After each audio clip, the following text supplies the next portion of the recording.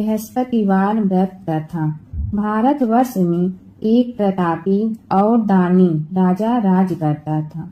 वह नित्य गरीबों और ब्राह्मणों की सहायता करता था।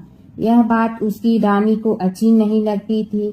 वह न ही गरीबों को दान देती, न ही भगवान का पूजन करती थी और राजा को भी दान देने से मना किया करती थी।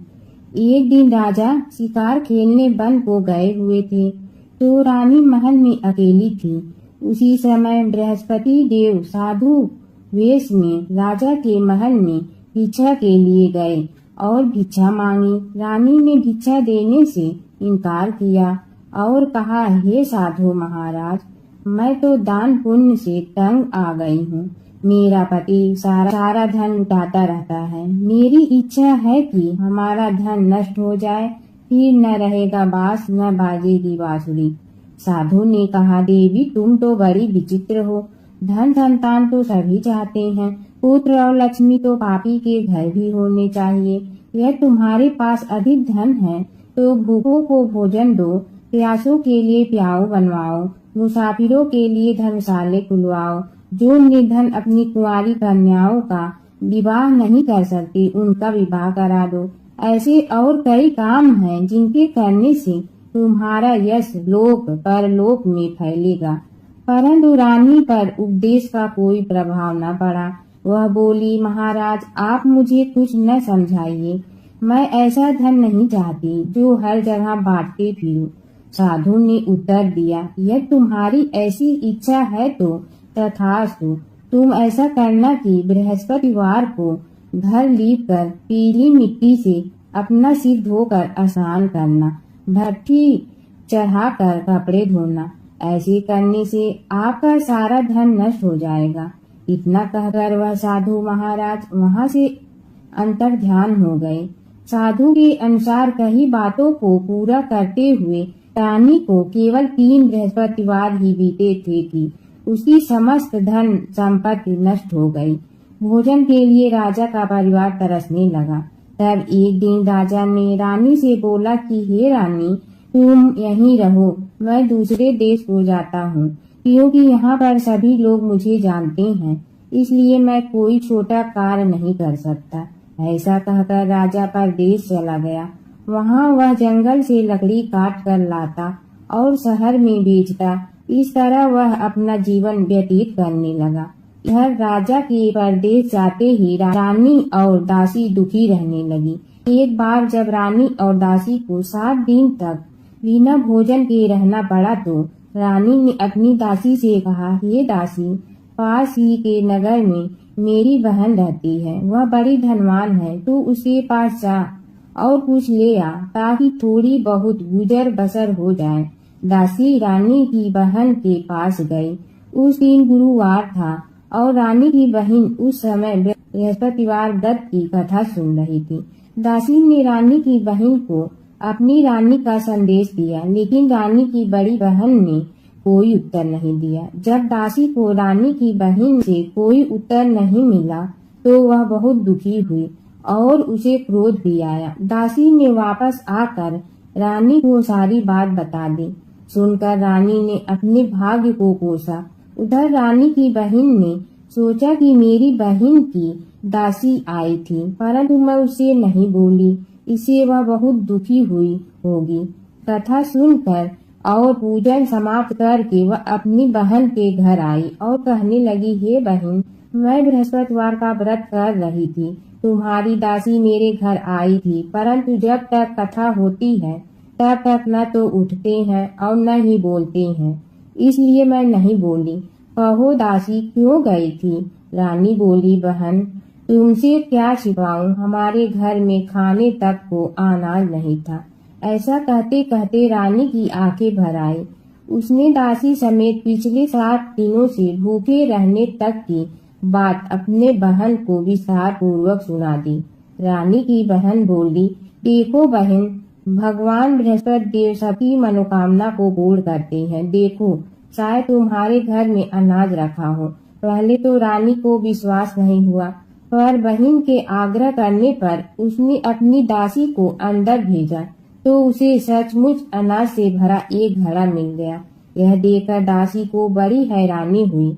दासी रानी से कहने लगी, हे रानी, जब हमको भोजन नहीं मिलता तो हम व्रत ही तो करते हैं, इसलिए क्यों न इनसे व्रत और कथा की विधि पूछ लिया जाए ताकि हम भी व्रत कर सके। तब रानी ने अपनी बहन से बृहस्पतिवार व्रत के बारे में पूछा। उसकी बहन ने बताया, बृहस्पतिवार के व्रत में चने की दाल और मुनक्का से विष्णु भगवान का केले की जड़ में पूजन करें तथा दीपक जलाएं, व्रत कथा सुने और पीला भोजन ही करें। इससे बृहस्पति देव प्रसन्न होते हैं। व्रत और पूजन विधि बताकर रानी की बहन अपने घर को लौट गई। 7 दिन के बाद जब गुरुवार आया तो रानी और दासी ने व्रत रखा। गुड़साल में जाकर चना और गुड़ लेकर आई, फिर उससे केले की जड़ तथा विष्णु भगवान का पूजन किया। अब पीला भोजन कहाँ से आए, इस बात को लेकर दोनों बहुत दुखी थी, क्योंकि उन्होंने व्रत रखा था, इसलिए बृहस्पति देव उनसे प्रसन्न थे। इसलिए वे एक साधारण व्यक्ति का रूप धारण कर 2 थालों में सुंदर पीला भोजन दासी को दे गए। भोजन पाकर दासी प्रसन्न हुई और फिर रानी के साथ मिलकर भोजन ग्रहण किया। उसके बाद वे सभी गुरुवार को व्रत और पूजन करने लगी। बृहस्पति भगवान की कृपा से उनके पास फिर से धन संपत्ति आ गई, परंतु रानी फिर से पहले की तरह आलस करने लगी।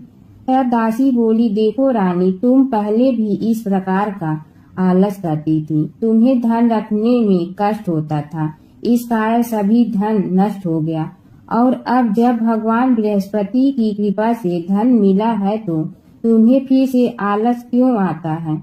रानी को समझाते हुए दासी कहती है कि बड़ी मुसीबतों के बाद हमने यह धन पाया है, इसलिए हमें दान पुण्य करना चाहिए, भूखे मनुष्यों को भोजन कराना चाहिए और धन को शुभ कार्यों में खर्च करना चाहिए, जिससे तुम्हारे कुल का यश बढ़ेगा, स्वर्ग की प्राप्ति होगी और पितृ प्रसन्न होंगे। दासी की बात मानकर रानी अपना धन शुभ कार्यों में खर्च करने लगी, जिससे पूरे नगर में उसका यश फैलने लगा। बृहस्पतिवार व्रत कथा के बाद श्रद्धा के साथ आरती की जानी चाहिए। इसके बाद प्रसाद बांटकर उससे ग्रहण करना चाहिए।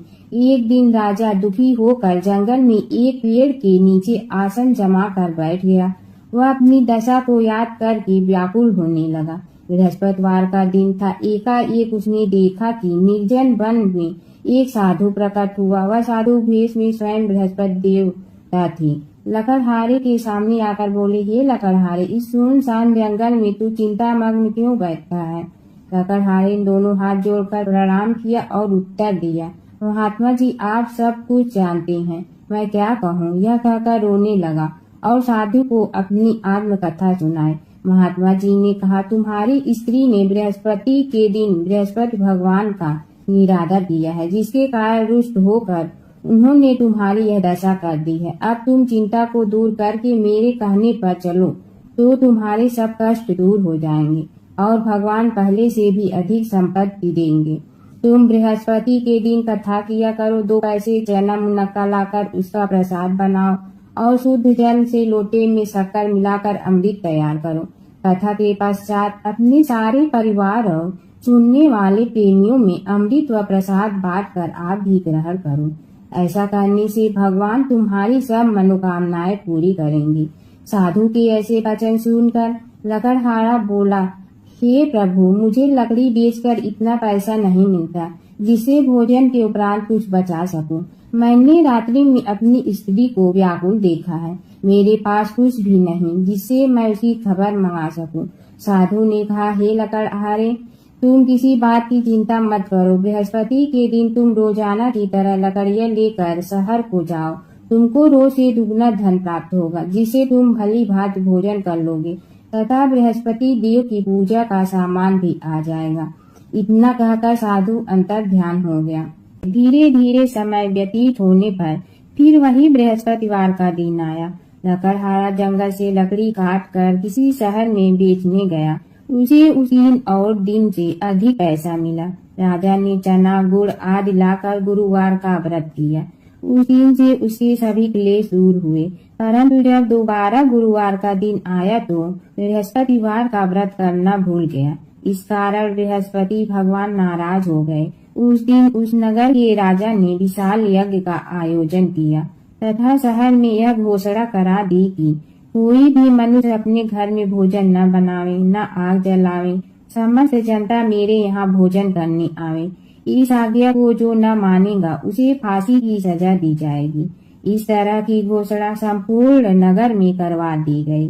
राजा की आज्ञा अनुसार शहर के सभी लोग भोजन करने गए, लेकिन लकड़हारा कुछ देर से पहुंचा, इसलिए राजा उसको अपने साथ घर लिवा ले गए और ले जाकर भोजन करा रहे थे तो रानी की दृष्टि उस खूंटी पर पड़ी जिस पर उसका हार लटका हुआ था। वह वहां पर दिखाई नहीं दिया। रानी ने निश्चय किया कि मेरा हार इस मनुष्य ने चुरा लिया है। उसी समय सिपाहियों को बुलाकर उसको कारागार में डलवा दिया। जब लकड़हारा कारागार में पड़ गया तो बहुत दुखी होकर विचार करने लगा कि न जाने कौन से पूर्व जन्म के कर्म से मुझे यह दुख प्राप्त हुआ है, और उसी साधु को याद करने लगा जो कि जंगल में मिला था। उसी समय तत्काल बृहस्पति देव साधु के रूप में प्रकट हुए और उसी दशा को देखकर कहने लगे, अरे मूर्ख, तूने बृहस्पति देव की कथा नहीं करी, इस कारण तुझे दुख प्राप्त हुआ है। अब चिंता मत कर, बृहस्पतिवार के दिन कारागार के दरवाजे पर 4 पैसे पड़े मिलेंगे, उनसे तू बृहस्पति देव की पूजा करना, तेरे सभी कष्ट दूर हो जाएंगे। बृहस्पति के दिन उसे 4 पैसे मिले। लकड़हारे ने कथा कही। उसी रात्रि को बृहस्पति देव ने उस नगर के राजा को स्वप्न में कहा, हे राजा, तुमने जिस आदमी को कारागार में बंद कर दिया है वह निर्दोष है, वह राजा है, उसे छोड़ देना। रानी की हार उसी खूंटी पर लटका है। अगर तू ऐसा नहीं करेगा तो मैं तेरे राज्य को नष्ट कर दूंगा। इस तरह रात्रि के स्वप्न को देखकर राजा प्रातः काल उठा और खूंटी पर हार देखकर लकड़हारे को बुलाकर क्षमा मांगी तथा लकड़हारे को योग सुंदर वस्त्र आभूषण देकर विदा कर दिया। बृहस्पति देव की आज्ञा अनुसार लकड़हारा अपने नगर को चल दिया। राजा जब अपने नगर के निकट पहुंचा तो उसे बड़ा आश्चर्य हुआ। नगर में पहले से अधिक बाग, तालाब, कुएं तथा बहुत सी धर्मशाला, मंदिर आदि बन गई है। राजा ने पूछा, यह किसका बाग और धर्मशाला है? तब नगर के सब लोग कहने लगे, यह सब रानी और वादी की है। तो राजा को आश्चर्य हुआ और गुस्सा भी आया। जब रानी ने यह खबर सुनी कि राजा आ रहे हैं तो उन्होंने वादी से कहा कि हे दासी, देख राजा हमको इतनी बुरी हालत में छोड़ गए थे, हमारी ऐसी हालत देखकर वह लौट न जाए, इसलिए तू दरवाजे पर खड़ी हो जा। आज्ञा अनुसार दासी दरवाजे पर खड़ी हो गई। राजा आए तो उन्हें अपने साथ लिवा लाए।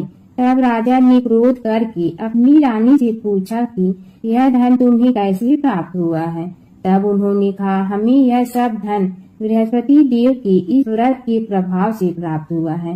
राजा ने निश्चय किया कि 7 रोज बाद तो सभी बृहस्पति देव का पूजन करते हैं, परंतु मैं प्रति दिन में 3 बार कहानी तथा रोज व्रत किया करूँगा।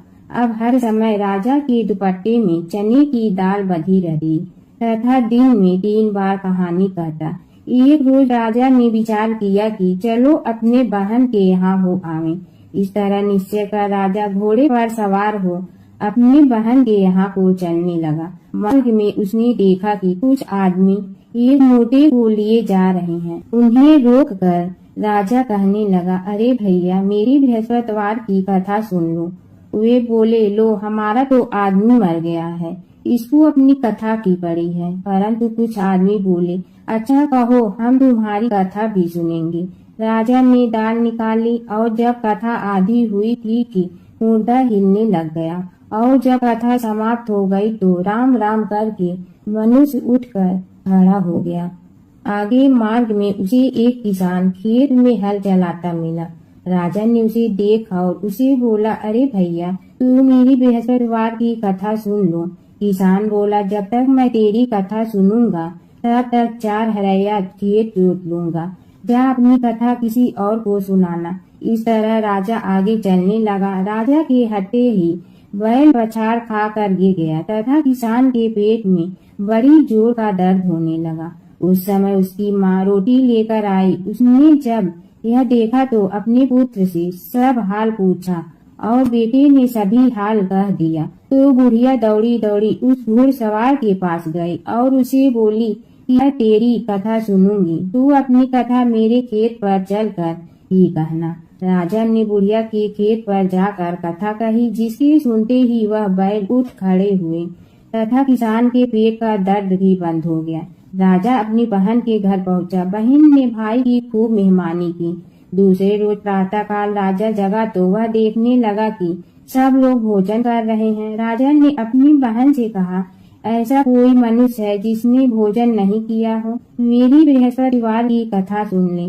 बहन बोली, हे भैया, यह देश ऐसा ही है कि पहले यहाँ लोग भोजन करते हैं, बाद में अन्य काम करते हैं। अगर कोई पड़ोस में हो तो देखाऊं। वह ऐसा कहकर देखने चली गई, परंतु उसे कोई ऐसा व्यक्ति नहीं मिला जिसने भोजन न किया हो। अतः वह एक कुम्हार के घर गई। उसका लड़का बीमार था। उसे मालूम हुआ कि उनके यहाँ 3 रोज से किसी ने भोजन नहीं किया है। रानी ने अपने भाई की कथा सुनने के लिए कुम्हार से कहा। वह तैयार हो गया। राजा ने जाकर बृहस्पतिवार की कथा कही, जिसको सुनकर उसका लड़का ठीक हो गया। अब तो राजा की प्रशंसा होने लगी। एक रोज राजा ने अपनी बहन से कहा कि हे बहन, हम अपने घर को जाएंगे, तुम भी तैयार हो जाओ। राजा की बहन ने अपनी सास से कहा। सास ने कहा, हाँ चली जा, परंतु अपने लड़के को मत ले जाना, क्योंकि तेरे भाई के कोई औलाद नहीं है। बहन ने अपने भैया से कहा, हे भैया, मैं तो चलूंगी पर कोई बालक नहीं जाएगा। राजा बोला, जब कोई बालक नहीं चलेगा तब तुम ही क्या करोगी। बड़े दुखी मन से राजा अपने नगर को लौट आया। राजा ने अपनी रानी से कहा, हम निर्वंशी हैं, हमारा मुंह देखने का धर्म नहीं है और कुछ भोजन आज नहीं किया। रानी बोली, हे प्रभु, बृहस्पति देव ने हमें सब कुछ दिया है, वह हमें औलाद अवश्य देंगे। उसी रात को बृहस्पति देव ने राजा के स्वप्न में कहा, हे राजा, उठ सभी सोच त्याग दे, तेरी रानी गर्भ से है। राजा की यह बात सुनकर बड़ी खुशी हुई। 9वें महीने में उसके गर्भ से एक सुंदर पुत्र पैदा हुआ। तब राजा बोला, हे रानी, स्त्री बिना भोजन के रह सकती है, परंतु बिना कहे नहीं रह सकती। जब मेरी बहन आवे तुम उससे कुछ कहना मत। रानी ने सुनकर हाँ कर दिया। जब राजा की बहन ने यह शुभ समाचार सुना तो वह बहुत खुश हुई तथा बधाई लेकर अपने भाई के यहाँ आई। तभी रानी ने कहा, घोड़ा चढ़कर तो नहीं आई, गधा चढ़ी आई। राजा की बहन बोली, भाभी, मैं इस प्रकार न कहती तो तुम्हें औलाद कैसे मिलती। बृहस्पति देव ऐसे ही हैं, जैसे जिसके मन में कामनाएं होती हैं सभी को वो पूर्ण करते हैं। जो सद्भावना पूर्वक बृहस्पतिवार का व्रत करता है एवं कथा पढ़ता है अथवा सुनता है, दूसरों को सुनाता है, बृहस्पति देव उसी सभी मनोकामनाएं पूर्ण करते हैं। भगवान बृहस्पति देव उसी सदैव रक्षा करते हैं। संसार में जो मनुष्य सद्भावना से भगवान जी का पूजन व्रत सच्चे हृदय से करते हैं तो उनकी सभी मनोकामनाएं पूर्ण करते हैं। जैसी सच्ची भावना से रानी और राजा ने उनकी कथा का गुणगान किया तो उनकी सभी इच्छाएं बृहस्पति देव जी ने पूर्ण की थी। इसलिए पूर्ण कथा सुनने के बाद प्रसाद लेकर जाना चाहिए। हृदय से उसका मनन करते हुए जयकारा बोलना चाहिए। बोलो बृहस्पति भगवान की जय, विष्णु भगवान की जय। भगवान विष्णु और नारद की कथा। एक बार नारद मुनि जी ने भगवान विष्णु जी से पूछा, हे भगवान, आपका इस समय सबसे प्रिय भक्त कौन है। अब विष्णु तो भगवान हैं, सो झट से समझ गए अपने भक्त नारद मुनि की बात और मुस्कुरा कर बोले, मेरा सबसे प्रिय भक्त उस गांव का एक किसान है। यह सुनकर नारद मुनि जी थोड़ा निराश हुए और फिर से एक प्रश्न किया, हे भगवान, आपका बड़ा भक्त तो मैं हूँ, तो फिर सबसे प्रिय क्यों नहीं। भगवान विष्णु जी ने नारद मुनि जी से कहा, इसका जवाब तो तुम खुद ही दोगे। जाओ एक दिन उसके घर रहो और फिर सारी बात मुझे बताना। नारद मुनि जी सुबह सवेरे मुंह अंधेरे उस किसान के घर पहुंच गए। देखा अभी अभी किसान जगा है और उसने अब सबसे पहले अपने जानवरों को चारा देता, फिर मुंह धोता, दैनिक कार्यों से निवृत्त होता, जल्दी जल्दी भगवान का नाम लिया, रूखी सूखी रोटी खाकर जल्दी जल्दी अपने खेतों पर चला गया। सारा दिन खेतों में काम किया और शाम को वापस घर आया। जानवरों को अपनी जगह बांधा, उन्हें चारा पानी डाला, हाथ धोया, मुंह धोया, फिर थोड़ी देर भगवान का नाम लिया, फिर परिवार के संग बैठकर खाना खाया और कुछ बातें की और फिर से सो गया।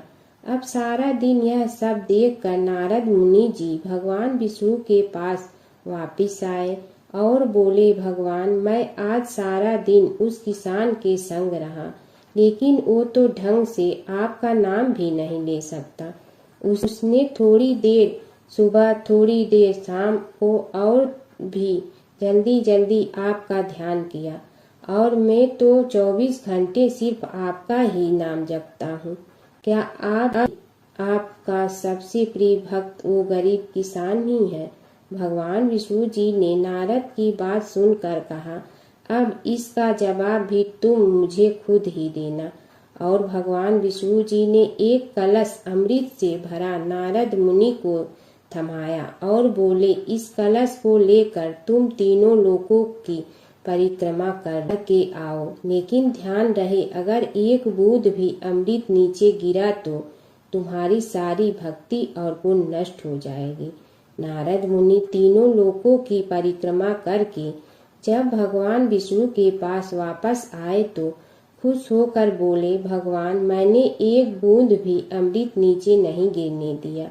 विष्णु भगवान ने पूछा, और इस दौरान तुमने मेरा नाम कितना बार लिया, मेरा स्मरण कितनी बार किया? तो नारद बोले, अरे भगवान जी मेरा तो सारा ध्यान इस अमृत पर था, फिर आपका ध्यान कैसे करता? भगवान विष्णु ने कहा, हे नारद देखो उस किसान को, वो अपना कर्म करते हुए भी नियमित रूप से मेरा स्मरण करता है, क्योंकि जो अपना कर्म करते हुए भी मेरा जाप करे वो ही मेरा सबसे प्रिय भक्त है। तुम तो सारे दिन खाली बैठे ही जप करते हो और जब तुम्हें कर्म दिया तो मेरे लिए तुम्हारे पास समय ही नहीं था। तो नारद मुनि सब समझ गए और भगवान के चरण पकड़ कर बोले, हे भगवान आपने मेरा अहंकार तोड़ दिया, आप धन्य हैं। प्राचीन काल की बात है। एक नगर में धर्मपाल नाम का एक निर्धन किंतु अत्यंत धर्मनिष्ठ व्यक्ति रहता था। वह न तो अधिक पूजा पाठ जानता था और न ही उसके पास धन था, परंतु उसके हृदय में भगवान विष्णु के प्रति अपार श्रद्धा थी। प्रतिदिन प्रातः स्नान कर भगवान विष्णु का स्मरण करता और तुलसी दल अर्पित करता, तब भी वह हरि नाम का जाप करता रहता। एक दिन किसी कारणवश वह पूजा न कर सका, मन में ग्लानि हुई और रात को उसने भगवान विष्णु से क्षमा याचना की। उसी रात उसे स्वप्न में विष्णु ने दर्शन दिए और कहा, हे भक्त, जो भी व्यक्ति श्रद्धा से मेरा स्मरण करता है मैं उसके सभी पाप हर लेता हूँ।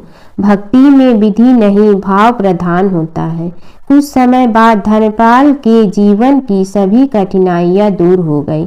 उसके घर में सुख शांति और समृद्धि आ गई। अंत समय में उसे वैकुंठ लोक की प्राप्ति हुई। विष्णु भगवान की कथा। एक नगर में एक सेठ व एक सेठानी रहते थे और सेठानी रोज विष्णु भगवान की पूजा करती थी। सेठ को उसका पूजा करना बिल्कुल अच्छा नहीं लगता था। इसी वजह से एक दिन सेठ ने सेठानी को घर से निकाल दिया। घर से निकलने पर वह जंगल की ओर गई तो देखा 4 आदमी मिट्टी खोदने का काम कर रहे थे। उसने कहा कि मुझे नौकरी पर रख लो। उन्होंने उसे रख लिया, लेकिन मिट्टी खोदने से सेठानी के हाथों में छाले पड़ गए और उसके बाल भी उड़ गए। वह आदमी कहते हैं कि बहन, लगता है तुम किसी अच्छे घर की महिला हो, तुम्हें काम करने की आदत नहीं है। तुम एक काम रहने दो और हमारे घर का काम कर लिया करो। वह चारों आदमी उसे अपने साथ घर ले गए और वह 4 मुट्ठी अनाज लाते और सभी बांट कर खा लेते। एक दिन सेठानी ने कहा कि कल से 8 मुट्ठी अनाज लाना। अगले दिन वह 8 मुट्ठी अनाज लाए और सेठानी पड़ोसन से आग मांग लाई। उसने भोजन बनाया, विष्णु भगवान को भोग लगाया, फिर सभी को खाने को दिया। सारे भाई बोले कि बहन, आज तो भोजन बहुत स्वादिष्ट बना है। सेठानी ने कहा कि भगवान का जूठा है तो स्वाद तो होगा ही। सेठानी के जाने के बाद सेठ भूखा रहने लगा और आस पड़ोस के सारे लोग कहने लगे कि ये तो सेठानी के भाग्य से खाता था। एक दिन सेठ अपनी सेठानी को ढूंढने चल पड़ा। उसने ढूंढते हुए वह भी उस जंगल में पहुंच गया जहां वह चारों आदमी मिट्टी खोद रहे थे। सेठ ने उन्हें देखा तो कहा कि भाई, मुझे भी काम पर रख लो। उन आदमियों ने उसे काम पर रख लिया, लेकिन मिट्टी खोदने से उसके भी हाथों में छाले पड़ गए और बाल उड़ने लगे। उसकी यह हालत देख चारों बोले कि तुम्हें काम की आदत नहीं है, तुम हमारे साथ चलो और हमारे घर में रह लो। सेठ उन चारों आदमियों के साथ उनके घर चला गया और जाते ही उसने सेठानी को पहचान लिया, लेकिन सेठानी घूंघट में थी तो सेठ को देख नहीं पाई। सेठानी ने सभी के लिए भोजन तैयार किया और हर रोज की भांति विष्णु भगवान को भोग लगाया। उसने उन चारों भाइयों को भोजन परोस दिया, लेकिन जैसे ही वह सेठ को भोजन देने लगी तो विष्णु भगवान ने उसका हाथ पकड़ लिया। भाई बोले कि बहन, ये तुम क्या कर रही हो? वह बोली, मैं कुछ नहीं कर रही हूँ, मेरा हाथ तो विष्णु भगवान ने पकड़ लिया है। भाई बोले, हमें भी विष्णु भगवान के दर्शन कराओ। उसने भगवान से प्रार्थना की तो विष्णु जी प्रकट हो गए। सभी ने दर्शन किए। सेठ ने सेठानी से क्षमा मांगी और सेठानी को साथ चलने को कहा। भाइयों ने अपनी बहन को बहुत सा धन देकर विदा किया। जब सेठानी के साथ सेठ भी भगवान विष्णु की पूजा करने लगा और उनके परिणाम से उनका घर अन्न धन से भर गया। एक समय की बात है कि विष्णु भगवान का विवाह लक्ष्मी जी के साथ निश्चित हो गया। विवाह की तैयारी होने लगी। सभी देवताओं को निमंत्रण भेजे गए, परंतु गणेश जी को निमंत्रण नहीं दिया। कारण जो भी रहा हो, अब भगवान विष्णु की बारात जाने का समय आ गया। सभी देवता अपनी पत्नियों के साथ विवाह समारोह में आए। उन सब ने देखा कि गणेश जी कहीं दिखाई नहीं दे रहे हैं।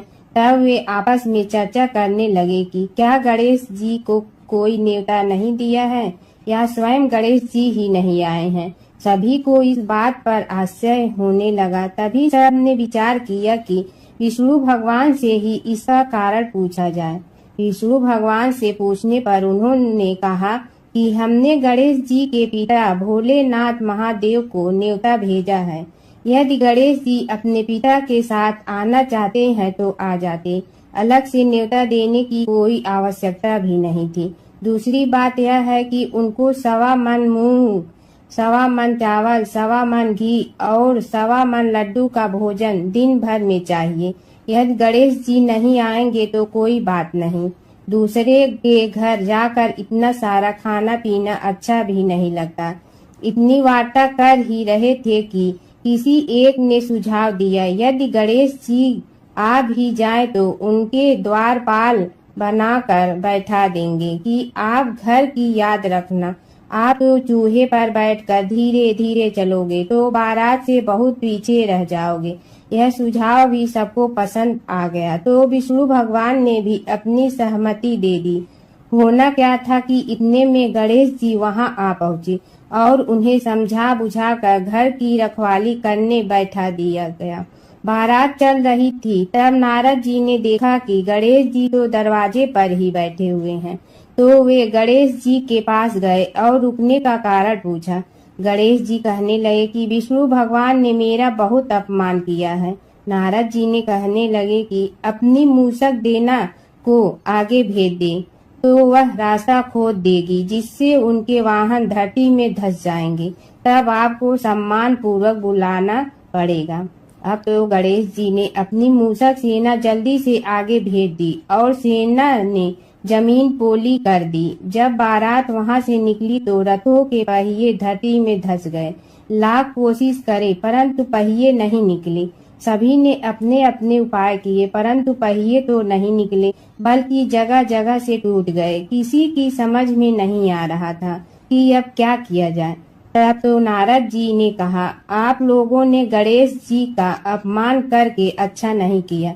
यदि उन्हें मना कर लाया जाए तो आपका कार्य सिद्ध हो सकता है और यह संकट टल सकता है। शंकर भगवान ने अपने दूत नंदी को भेजा और वे गणेश जी को लेकर आए। गणेश जी का आदर सम्मान के साथ पूजन किया। तब कहीं रथ के पहिए निकले। अब रथ के पहिए निकल के परंतु टूट गए तो उन्हें सुधारे गए। पास के खेत में खाती काम कर रहा था, उसे बुलाया गया। खाती अपना कार्य करने के पहले श्री गणेशाय नमः कहकर गणेश जी की वंदना मन ही मन करने लगा। देखते ही देखते खाती ने सभी पहियों को ठीक कर दिया। तब खाती कहने लगा कि हे देवताओं, आपने सर्वप्रथम गणेश जी को नहीं मनाया होगा और न ही उनकी पूजन की होगी, इसीलिए तो आपके साथ यह संकट आया है। हम तो मूर्ख अज्ञानी हैं, फिर भी पहले गणेश जी को पूजते हैं, उनका ध्यान करते हैं। आप लोग तो देवतागण हैं, फिर भी आप गणेश जी को कैसे भूल गए। अब आप लोग भगवान श्री गणेश जी की जय बोल कर जाएं तो आपके सब काम बन जाएंगे और संकट कट जाएंगे। ऐसा कहते हुए बारात वहां से चल दी और विष्णु भगवान को लक्ष्मी जी के साथ विवाह संपन्न करा के सभी सकुशल घर लौट आए। हे गणेश जी महाराज, आपने विष्णु को जैसे कारज सारियो ऐसे कारज सबको सिद्ध कर दो। बोलो गजानन भगवान की जय। माता सीता की कथा।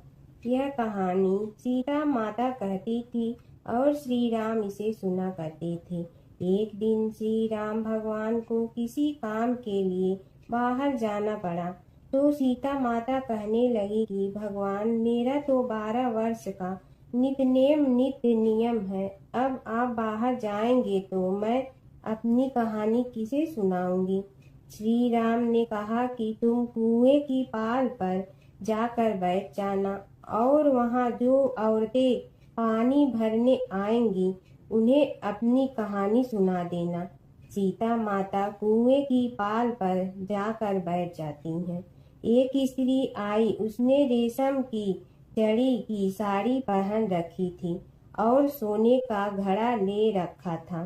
सीता माता उसे देख कहती हैं कि बहन, मेरा 12 वर्ष का नित्य सुन लो।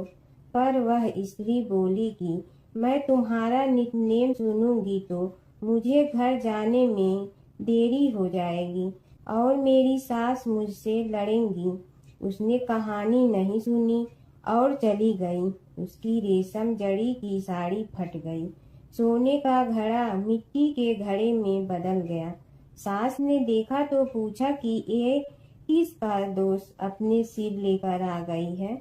बहू ने कहा कि कुएं पर एक औरत बैठी थी, उसने कहानी सुनने के लिए कहा, लेकिन मैंने सुनी नहीं, जिसका यह फल मिला है।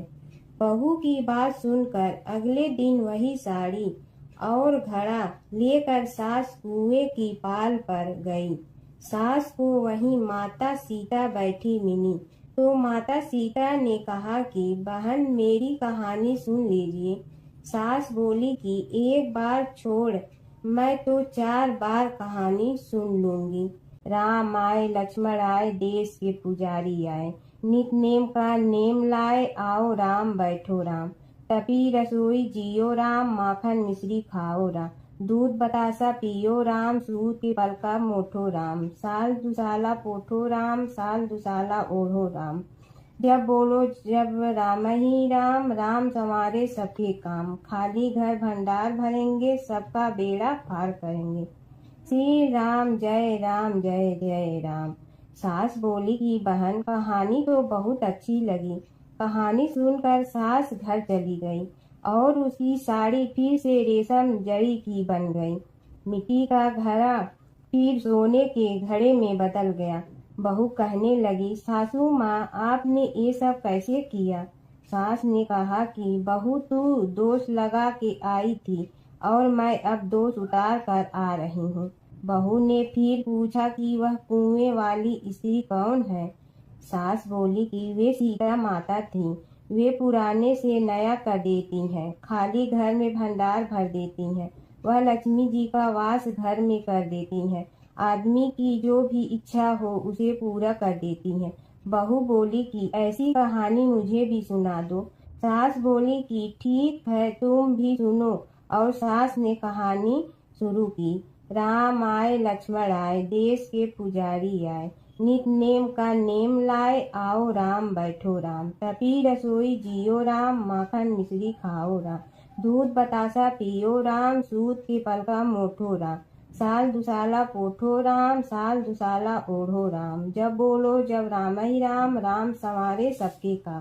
खाली घर भंडार भरेंगे, सबका बेड़ा पार करें। श्री राम जय राम। कहानी सुनकर बहू बोली कि कहानी तो बहुत अच्छी है। सास ने कहा कि ठीक है, इस कहानी को रोज कहा करेंगे। अब सास बहू रोज सवेरे उठती, नहाती धोती और पूजा करने के बाद नित नेम की सीता की कहानी कहती। एक दिन उनके यहाँ एक पड़ोस की औरत आई और बोली कि बहन जरा सी आँच दे ना। तो वह बोली कि आज तो अभी हमने जलाई ही नहीं। पड़ोसन ने कहा कि तुम सुबह 4 बजे से उठकर क्या कर रही हो? फिर उन्होंने कहा कि सुबह उठकर हम पूजा करते हैं, फिर सीता माता की नित नेम की कहानी कहते हैं। पड़ोसन ने उसकी बात सुनकर फिर कहा कि सीता माता की कहानी कहने से तुम्हें क्या मिलता है? वे बोली कि इनकी कहानी कहने से घर में भंडार भर जाते हैं, सारे काम सिद्ध होते हैं, मन की इच्छा भी पूरी हो जाती है। पड़ोसन कहती है कि बहन ऐसी कहानी तो मुझे भी सुना दो। फिर वह बोली कि ठीक है तुम भी यह कहानी सुन लो। राम आए लक्ष्मण आए, देश के पुजारी आए। नित नेम का नेम लाए, आओ राम बैठो राम। सारी कहानी सुनने के बाद पड़ोसन कहने लगी, बहन कहानी तो मुझे बहुत अच्छी लगी। अब वह पड़ोसन भी नित नेम सीता माता की कहानी कहने लगी। कहानी कहने से सीता माता ने पड़ोसन के भी भंडार भर दिए। अब तो पूरे मोहल्ले में नित नेम की कथा चल पड़ी। हर किसी की मनोकामना पूरी होने लगी। हे सीता माता, जैसे आपने उनके भंडार भरे वैसे ही आप हमारे भी भंडार भरना, सबकी भरना, कहानी सुनने वाले के भी और कहानी कहने वाले के भी। प्राचीन काल की बात है। नैमिषारण्य क्षेत्र में ऋषि महर्षि और साधु संतों का समाज जुड़ा था। उसमें श्री सूत जी भी विद्यमान थे। शौनक जी ने उनकी सेवा में उपस्थित होकर निवेदन किया कि हे अज्ञान रूप घोर तिमिर को नष्ट करने में करोड़ों सूर्यों के समान प्रकाशमान श्री सूत जी हमारे कानों के लिए अमृत के समान जीवन प्रदान करने वाले कथा तत्व का वर्णन कीजिए। हे सूत जी, हमारे हृदयों में ज्ञान के प्रकाश की वृद्धि तथा भक्ति, वैराग्य और विवेक की उत्पत्ति जिस कथा से हो सकती हो वह हमारे प्रति कहने की कृपा कीजिए। शौनक जी की जिज्ञासा से सूत जी बड़े प्रसन्न हुए। पुरातन इतिहासों के स्मरण से उनका शरीर पुलकायमान हो रहा था। वे कुछ देर उसी स्थिति में विराजमान रहकर कुछ विचार करते रहे और अंत में बोले, शौनक जी, इस विषय में आपके चित्त में बड़ी जिज्ञासा है। आप धन्य हैं जो सदैव ज्ञान की प्राप्ति में तत्पर रहते हुए विभिन्न पुराण कथाओं की जिज्ञासा रखते हैं। आज मैं आपको ज्ञान के परम स्रोत रूप श्री गणेश जी का जन्म कर्म रूप चरित्र सुनाऊंगा। गणेश जी से ही सभी ज्ञानों सभी विद्याओं का उद्भव हुआ है। अब आप सावधान चित्त से विराजमान हो। श्री गणेश जी के ध्यान और नमस्कार पूर्वक उनका चरित्र श्रवण करें। नमस्तस्मै गणेशाय ब्रह्मा विद्या प्रदायिनी यनागस्त्यसमः साक्षात विघ्न सागर सोषणे। कैसे हैं वे श्री गणेश जो सभी प्रकार की ब्रह्म विद्याओं को प्रदान करने वाले अर्थात ब्रह्मा के सगुण और निर्गुण स्वरूप पर प्रकाश डालने और जीव ब्रह्मा का अभेद प्रतिपादन करने वाली विद्याओं के दाता हैं। वे विघ्नों के समुद्रों को महर्षि अगस्त के समान शोषण करने में समर्थ हैं। इसलिए उनका नाम विघ्न सागर शोषक के नाम से प्रसिद्ध है। मैं उन भगवान श्री गणेश जी को नमस्कार करता हूँ। प्रथम पूजा के अधिकारी श्री गणेश जी यह कहकर सूत जी कुछ समय के लिए मौन हो गए और फिर बोले, शौनक जी, भगवान गणेश जी ही सर्वप्रथम पूजा प्राप्ति के अधिकारी हैं। किसी भी देवता की पूजा करो, पहले उनकी पूजा करो। शौनक जी ने निवेदन किया, हे भगवान, हे सूत, सर्वप्रथम यह बताने की कृपा कीजिए कि गणेश जी को प्रथम पूजा का अधिकार किस प्रकार प्राप्त हुआ। इस विषय में मेरी बुद्धि मोह को प्राप्त हो रही है कि सृष्टि रचयिता ब्रह्मा जी, पालन करता भगवान नारायण और संहार करता शिव जी में से किसी को प्रथम पूजा का अधिकारी क्यों नहीं माना गया। यह त्रिदेव ही तो सबसे बड़ा देवता माने जाते हैं। सूत जी ने कहा, शौनक जी, यह भी एक रहस्य ही है। देखो, अधिकार मांगने से नहीं मिलता, इसके लिए योग्यता होनी चाहिए। संसार में अनेकों देवी देवताएं पूजे जाते हैं। पहले जो जिसका इष्ट देव होता है वह उसी की पूजा किया करता है। इससे बड़े देवताओं के महत्व में कमी आने की आशंका उत्पन्न हो गई। इस कारण देवताओं में परस्पर विवाद होने लगा। वे उसका निर्णय प्राप्त करने के लिए शिव जी के पास पहुँचे और प्रणाम करके पूछने लगे, प्रभु, हम सब में प्रथम पूजा का अधिकारी कौन है। शिव जी सोचने लगे कि किसे प्रथम पूजा का अधिकारी माने। तभी उन्हें एक युक्ति सूझी। बोले, देवगण, इसका निपटारा बातों से नहीं तथ्यों से होगा। इसके लिए एक प्रतियोगिता रखनी होगी, शिव की परिक्रमा करने की प्रतियोगिता। देवगण उनका मुख देखने लगे, शंकित हृदय से सोचने लगे कि कैसी प्रतियोगिता रहेगी। यह शिव जी ने उनके मन के भाव ताड़ लिए, इसलिए सांत्वना भरे शब्दों में बोले, घबराओ मत, कोई कठिन परीक्षा नहीं ली जाएगी। बस इतना ही कि सभी अपने अपने वाहनों पर चढ़कर संसार की परिक्रमा करो और फिर यहाँ लौट आओ। जो पहले लौटेगा वही सर्वप्रथम पूजा का अधिकारी होगा। अब क्या देर थी, सभी अपने अपने वाहन पर चढ़कर दौड़ पड़े। किसी का वाहन गजराज था तो किसी का सिंह, किसी का भैंसा तो किसी का मृग, किसी का हंस तो किसी का उल्लू, किसी का अश्व तो किसी का श्वान। अभिप्राय यह है कि वाहनों को विविधता के दर्शन उस समय जितने भले प्रकार से हो सकते थे उतने अन्य समय में नहीं। सबसे गया बीता वाहन गणेश जी का था मूषक, उससे चूहा भी कहते हैं। ऐसे वाहन के बल भरोसे इस प्रतियोगिता में सफल होना तो क्या, सम्मिलित होना भी हास्यास्पद है। गणेश जी ने सोचा, छोड़ो, क्या होगा प्रतियोगिता में भाग लेने से, हम तो यहाँ बैठे रहकर ही तमाशा देखेंगे। वे बहुत देर तक विचार करते रहे। अंत में उन्हें एक युक्ति सूझी। शिव जी स्वयं ही जगदाता हैं, यह संसार उन्हीं का प्रतिबिंब है, तब क्यों न इन्हीं की परिक्रमा कर ली जाए।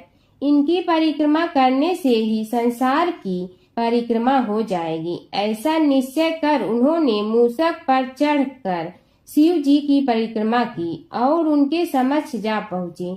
शिव जी ने कहा, तुमने परिक्रमा पूर्ण कर ली? उन्होंने उत्तर दिया, जी हाँ। शिव जी सोचने लगे कि इसे तो यहीं घूमते हुए देखा, फिर परिक्रमा कैसे कराया। देवताओं का परिक्रमा करके लौटना आरंभ हुआ और उन्होंने गणेश जी को वहां बैठे देखा तो माथा ठनक गया। फिर भी साहस करके बोले, अरे तुम विश्व की परिक्रमा के लिए नहीं गए? गणेश जी ने कहा, अरे मैं कब का यहाँ आ गया। देवता बोले, तुम्हें तो कहीं भी नहीं देखा। गणेश जी ने उत्तर दिया, देखते कहाँ से, समस्त संसार शिव जी में विद्यमान है। इनकी परिक्रमा करने से ही संसार की परिक्रमा पूर्ण हो गई। सूत जी बोले, शौनक, इस प्रकार गणेश जी ने अपनी बुद्धि के बल पर ही विजय प्राप्त कर ली। उनका कथन सत्य था, इसलिए कोई विरोध करता भी तो कैसे। बस उसी दिन से गणेश जी की प्रथम पूजा होने लगी। जमुना की कहानी। प्राचीन समय में एक गांव था जिसमें दो बहनें रहा करती थी। एक बहन का नाम गंगा था तो दूसरी बहन का नाम जमुना था। एक बार दोनों बहनें एक साहूकार के खेत से गुजर रही थी तो जमुना ने 13 दाने जौ के तोड़ लिए, जिसे देख गंगा बोली कि तुझे तो ग्रहण लग गया, तूने चोरी की है। इस पर जमुना बोली कि अब मेरा ग्रहण कैसे धुलेगा। गंगा ने कहा कि तुझे 12 साल तक साहूकार के यहाँ नौकरी करनी पड़ेगी, तभी तेरा पाप धुलेगा और ग्रहण से मुक्ति मिलेगी। जमुना साहूकार के यहाँ नौकरी के लिए जाती है और अपने लिए काम मांगती है। साहूकार उसे काम पर रख लेता है, लेकिन काम करने से पहले जमुना उसे कहती है कि मैं सारे काम करूंगी लेकिन 4 काम नहीं करूंगी। जूठे बर्तन नहीं मांजूंगी, झाड़ू नहीं लगाऊंगी, बिस्तर नहीं बिछाऊंगी और दिया नहीं जलाऊंगी। 12 साल के बाद कुंभ का मेला लगा तो साहूकारनी भी कुंभ नहाने जाने लगी। जमुना ने उसे जाते देख कहा कि कुंभ के मेले में मेरी बहन गंगा मिलेगी तो उसे यह सोने का टक्का दे देना, इससे वह अपने हाथों में सुंदर चूड़ियां पहन लेगी। साहूकारनी ने कुंभ के मेले में गंगा को वह सोने का टका दे दिया। गंगा ने उनसे वह टका लेते हुए कहा कि मेरी बहन को कहना कि उसके 12 वर्ष पूरे हो गए हैं, अब वह वहां वापिस आ जा। साहूकार व साहूकारनी वापिस घर आए तब जमुना मटके में पानी भर रही थी। दोनों जमुना से बोले कि हमने सोने का वह टका तेरी बहन गंगा को दे दिया था और उसने कहा है कि तेरे 12 वर्ष पूरे हो गए हैं, इसलिए अब तुम वापिस जाओ। यह समाचार सुनते ही जमुना सहस्त्र धारा में बदल गई और बहने लगी। जमुना जी का यह रूप देखकर साहूकार और साहूकारनी परेशान हो गई थी। हमारे घर में जमुना माता ने काम किया, हमें तो अब ग्रहण लग गया है, हम यह ग्रहण कैसे उतारेंगे। जमुना भागकर गंगा माता के पास चली गई। गंगा ने जमुना से पूछा कि तुम साहूकारनी से कुछ कहकर आई हो या ऐसे ही बिना बताए आ गई। तब जमुना बोली कि मैं तो कुछ भी बताकर नहीं आई हूँ। गंगा ने कहा कि जा उन्हें धीरज दे आ, नहीं तो उन्हें जीवन भर असंतोष ही रहेगा। गंगा के कहने पर जमुना माता ने साहूकारनी को सपने में दर्शन दिए और कहा कि तुम दोनों उल्टे माथे क्यों पड़े हो, जाओ उठकर खाओ पियो। तब दोनों बोले कि हम कैसे उठे, हमें तो ग्रहण लगा है, क्योंकि हमने उल्टे सीधे और पता नहीं कितने नीच कार्य आपसे कराए हैं। तब जमुना जी बोली कि तुम्हें ग्रहण नहीं लगा है, ग्रहण तो मुझे लगा था कि मैंने तुम्हारे खेत से 13 दाने जौ के चुराए थे। मैं तो अपना ग्रहण उतारने तुम्हारे घर आई थी। मेरा ग्रहण तुम्हारे घर में 12 वर्ष तक रहने से उतर गया है। और मेरी मुक्ति हो गई है। जमुना जी ने कहा कि तुम्हें कोई ग्रहण नहीं लगा है, उल्टे मेरे 12 वर्ष तक यहाँ रहने से तुम्हारी भी मुक्ति हो गई है। यह कहकर जमुना जी स्वप्न से चली गई। दोनों उठकर देखते हैं कि उनके घर में पहले से भी अधिक धन हो गया है। हे जमुना माता, जैसे आपने साहूकार व साहूकारनी की मुक्ति कराई, वैसे ही आप अपने सभी भक्तों की करना। नगर बसेरे की कहानी। किसी गांव में एक भाट व एक जाट रहता था। दोनों में घनिष्ठ मित्रता थी। एक बार जाट अपनी बहन के घर जाने को तैयार हुआ तो भाट अपनी ससुराल जाने को तैयार हुआ। दोनों साथ चल पड़े तो रास्ते में रुककर एक कुएं की मुंडेर पर बैठ गए। जाट ने भाट से कहा कि नगर बसेरा कर लेते हैं। इस पर भाट बोला कि तू ही नगर बसेरा कर ले, मैं तो अपनी ससुराल जा रहा हूँ, वहाँ खूब खातिर होगी मेरी, तू कर ले नगर बसेरा। जाट वहीं कुएं के पास बैठ पानी की घंटी और चावल का दाना लेकर नगर बसेरा करने लगा।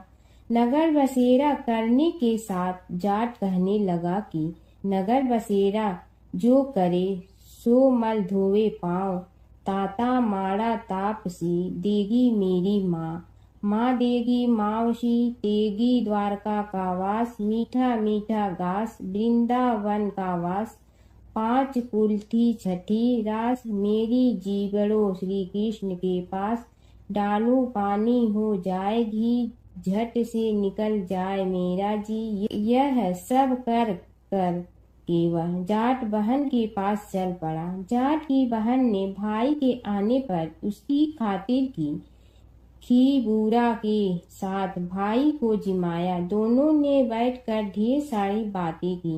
इधर भाट अपने ससुराल पहुंचा तो वहां आग लगी हुई थी। आग बुझाने वह भी लग गया, जिसमें हाथ मुंह भी काले हो गए और खुद भी थोड़ा सुलझ गया। ना रोटी ना पानी के लिए ही किसी ने पूछा। एक पड़ोसन आई तो उसने भाट की सास को कहा कि जमाई आया है, जरा उस आओ भगत कर लो। बुढ़िया बोली कि सब कुछ तो जल गया है, अब कहाँ से आओ भगत करूं। तब पड़ोसन ने ही भाट को एक रोटी के साथ छाछ दी। उसने वही खाकर गुजारा किया। शाम को दोनों फिर घर की ओर चल पड़े और रास्ते में मिल गए और एक दूसरे का हाल पूछा। भाट बोला कि मेरी ससुराल में तो आग लगी हुई थी, आग बुझाते मैं खुद काला हो गया हूँ, ना रोटी मिली ना पानी। जाट बोला कि मेरी तो बहुत खातिर हुई। फिर बोला कि मैंने कहा था ना कि नगर बसेरा कर ले, आ अब कर ले, लेकिन भाट ने फिर मना कर दिया। कहने लगा कि चाहे रोटी दे या न दे, तेरी तो माँ है, दही चूरमा का पेड़ा धरा पाएगा। भाट ने फिर नगर बसेरा नहीं किया, जाट ने कर लिया। नगर बसेरा जो करे सो मल धोवे पाँव, ताता माड़ा तापसी देगी मेरी माँ, माँ देगी मावशी देगी द्वारका का वास, मीठा मीठा घास वृंदावन का वास, 5 कुल्थी छठी रास, मेरा जीवड़ो श्री कृष्ण के पास, डालू पानी हो जाए घी, झट से निकल जाए मेरा जी। करके वह चल पड़ा। घर पहुँचते ही जाट की मावशी ने बहुत लाड प्यार किया। उधर भाट घर गया तो उसकी भैंस खो गई थी। बाप एक लाठी रखे तो दूसरी उठाए और कहने लगा कि ससुराल गया तो आग लगा दी, अब यहाँ आया तो भैंस खो दी। बाप ने कहा कि पहले भैंस लेकर आ, तभी रोटी पानी मिलेगा। सारा दिन भाट भैंस ढूंढता रहा, लेकिन उसे भैंस नहीं मिली। जाट और भाट की मुलाकात फिर से बाजार में हो गई। जाट ने भाट के हाल चाल पूछे तो भाट बोला कि आते ही भैंस खो गई, बस उसी दिन से भैंस ढूंढ रहा हूँ। रोटियां का तो पूछो ही मत। जाट ने कहा कि मैंने तो पहले ही कहा था कि नगर बसेरा कर ले। जाट की बात सुनकर भाट बोला कि तेरे नगर बसेरे में इतनी ताकत है तो चल अब कर लेते हैं। दोनों ने बैठकर नगर बसेरा किया। नगर बसेरा जो करे सो मल धोवे पाँव, ताता माड़ा तापसी देगी मेरी माँ। माँ देगी मौसी देगी द्वारका का वास, मीठा मीठा घास वृंदावन का वास। 5 कुल्ठी छठी रास, मेरा जीवड़ो श्री कृष्ण के पास। डालू पानी हो जाए घी, झट से निकल जाए मेरा जी। दोनों के नगर बसेरा करने पर भाट जैसे ही आगे बढ़ा तो उसकी खोई भैंस मिल गई, जिसे लेकर घर पहुंचा। घर पहुंचते ही माँ ने कहा कि लड़के को आते ही घर से निकाल दिया, सारे दिन से ये भूखा प्यासा भटक रहा है। यह कहकर उसकी माँ ने उसको खूब खिलाया पिलाया।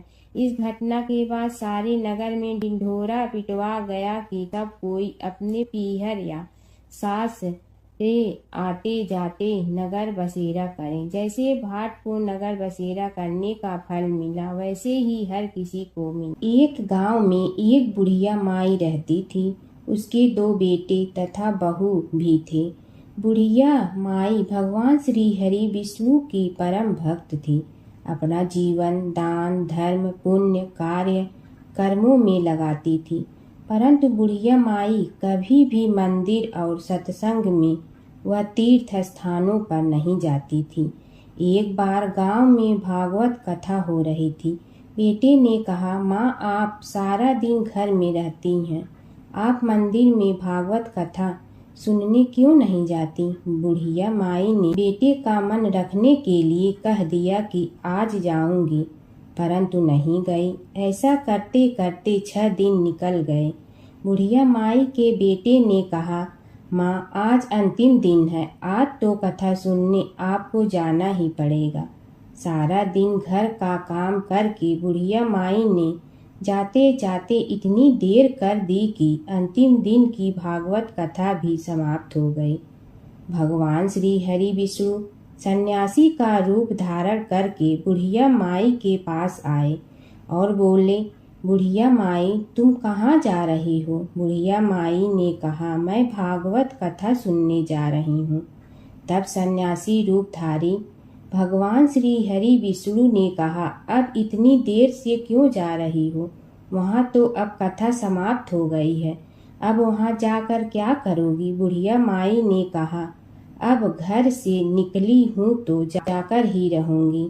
सब सन्यासी रूपधारी भगवान श्री हरि विष्णु ने कहा कि अब कथा समाप्त हो गई, भक्त लोग भी अपने अपने घर चले गए, अब तुम वहाँ से क्या लाओगी? तो बुढ़िया माई बोली, कुछ नहीं तो मैं वहाँ से एक ईंट ही उठा लाऊंगी।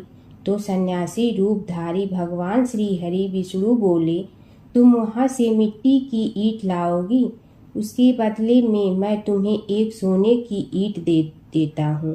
बुढ़िया माई ने ईंट ले ली और घर की तरफ चल पड़ी और विचार करने लगी कि यदि यह ईंट मैं घर लेकर जाऊंगी तो बेटे बहू झगड़ने लगेंगे, इसीलिए घर के आंगन में बाहर ही बुढ़िया माई ने वह ईंट जमीन में गाड़ दी।